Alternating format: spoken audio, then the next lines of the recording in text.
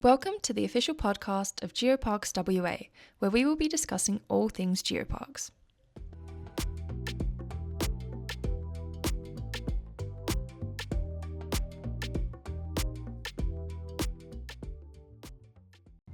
In this episode, we will be taking a deep dive into the Lake Clifton Thrombolites, the jewel in the Bindjareb WA Geopark.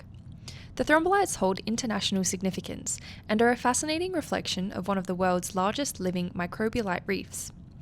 Get ready to learn all about the geology, biotic life, and culture surrounding these fascinating structures. First, let's consider what the thrombolites actually are. Thrombolites are a form of microbialite, structures formed by photosynthetic microbes that precipitate calcium carbonate, also known as limestone. Microbialite structures are evidence of the oldest life on Earth and are of great scientific interest. The cyanobacteria present in ancient stromatolites are a likely source of the increased atmospheric oxygen levels observed between 2,200 to 2,400 million years ago. Western Australia contains a rich microbialite fossil record, as well as the greatest number and most varied types of living microbialites in the world. This site provides valuable evidence of the nature of the historic environments, aiding the interpretation of the Earth's earliest biosphere.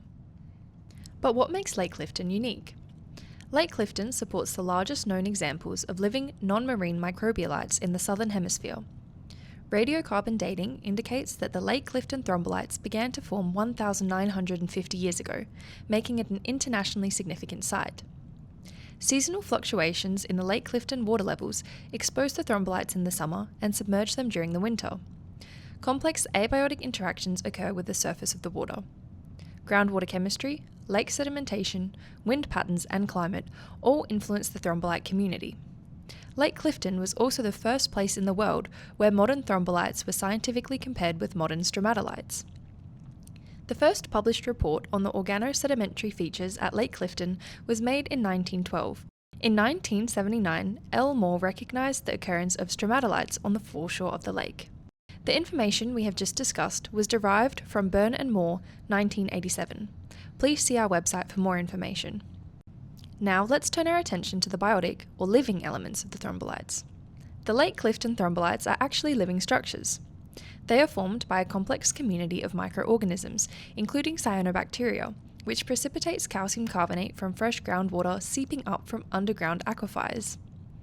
The metabolic activity of the microbes relies on sunlight for photosynthesis and the supply of calcium-rich groundwater for growth. Furthermore, microbial mats grow on the lake floor, and diverse metazoan fauna live within the reef structure. In terms of culture, the thrombolites hold a significant place for the Noongar people in their Dreamtime stories of creation. One such story involves the nest of the rainbow serpent, and the thrombolites represent the eggs laid by the serpent. I will now share a story told by Gloria Kearing in 2022, which can be found on our website, along with more information regarding the thrombolite structures. As told by Gloria, one day the Aboriginal people of the Mandurah area found that there were no waterways. They went to the beach and danced and sung for the great Wargle to come. Then she came and started to make the Peel Inlet and the estuary. She found that she was carrying eggs and rested in between the estuary and the sea until she laid them.